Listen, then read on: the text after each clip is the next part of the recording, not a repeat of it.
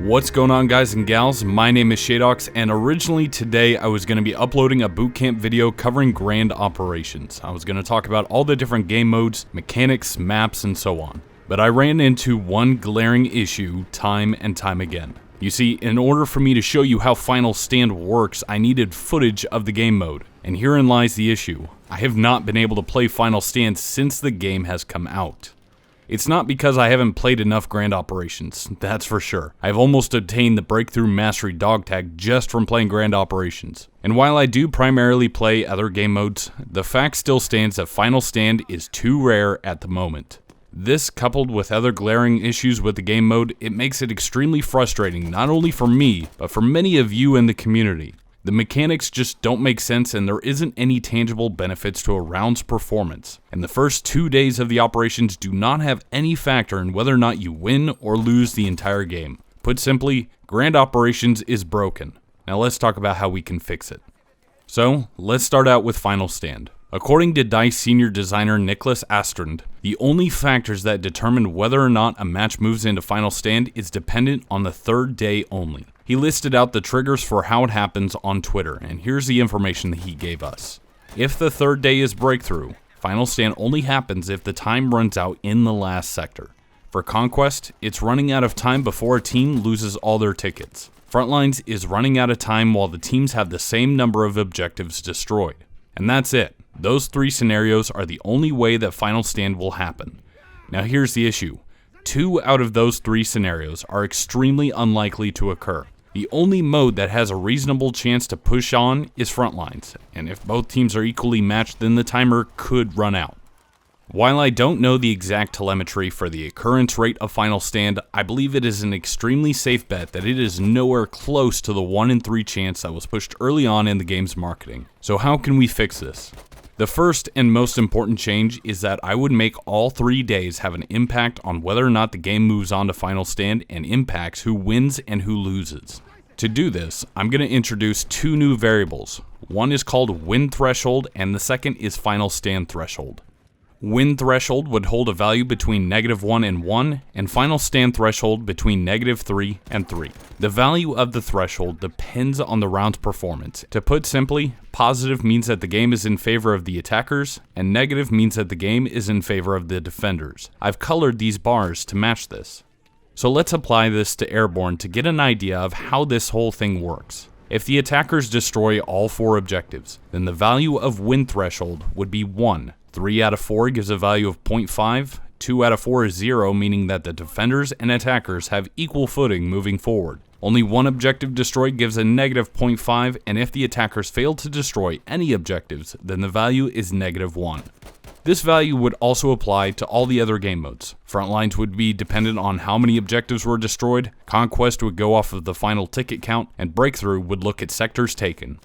At the end of each round, the win threshold for that game would be added to Final Stand Threshold. And at the end of day 3, if the Final Stand Threshold is in between -1 and 1, then the game will progress to Final Stand. Whoever wins Final Stand wins the operation. If the operation does not progress to Final Stand, then the attackers win if Final Stand Threshold is positive, defenders win if it is negative. Let's take a look at an entire operation to see how this idea works, and we'll use the France operation as our example. Day 1 is Airborne on Twisted Steel, with the Germans attacking and the British defending. The Germans managed to destroy 3 out of the 4 objectives. Not bad, but not an overwhelming success. Currently, Battlefield 5 would have given the win to the defenders. Now that we have a threshold, our value is a positive 1/2. And so now we move on to Day 2, Breakthrough on Twisted Steel. Here, we see the British really hold their ground, and the attacking team fails to take a single sector. Our threshold value for that day is then a -1, and this is added to our previous total to now be -1/2. Day 3, Eris on Frontlines. The Germans managed to destroy all 3 objectives and only had 1 of theirs destroyed by the British. Since there are 3 objectives per side, this gives a weight of 1/3 of a point per objective, bringing our Day 3 threshold to a value of a positive 2/3. Adding this to our Final Stand Threshold brings the overall total to a positive 0.16. Since this value is within our parameters defined earlier between -1 and 1, we now trigger Final Stand. The game now progresses to the 4th and final day where the victor is decided. Had the Germans been more successful in day 2, this could have been different. If a team dominates on all 3 days, then the maximum score they can have on their final stand threshold is 3, with each day having a potential of 1, meaning that there are a total spread of 6 points, between -3 for defenders and 3 for attackers. Having final stand only occur between -1 and 1 should give roughly a 1 in 3 chance for the game mode to occur. Far better than what currently happens and is overall more representative of how the match actually happened.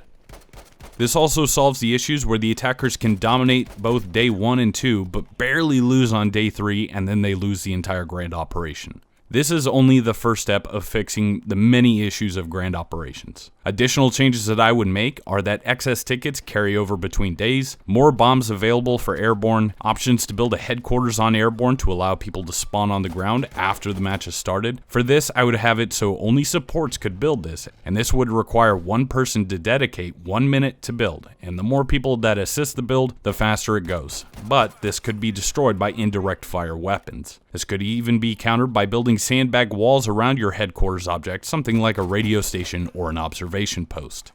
For having the ticket rollovers, how this could work is that any tickets left over from, let's say, airborne would be added to the ticket total for breakthrough. Or in case of conquest, however many excess tickets you have, your team has that number of free deaths, meaning that kills would not be counted against you for a short period of the game. Doing it this way instead of just giving them a flat ticket boost or subtracting tickets from the defending team means that the match is still more reliant on who holds the flags, and the match could swing either way and is not thrown one-sided right off the bat. I'm curious to know what you guys think of my idea. If you see an issue with it, please comment and we'll try to build this idea together. I like the format of Battlefield 5's Grand Operations over Battlefield 1, but the way it is currently implemented has some serious flaws. Hopefully, this will change over time, and I'm more than happy to refine these ideas over time to try and help DICE make it even better. My name is Shadox, and I hope to see you on the battlefield.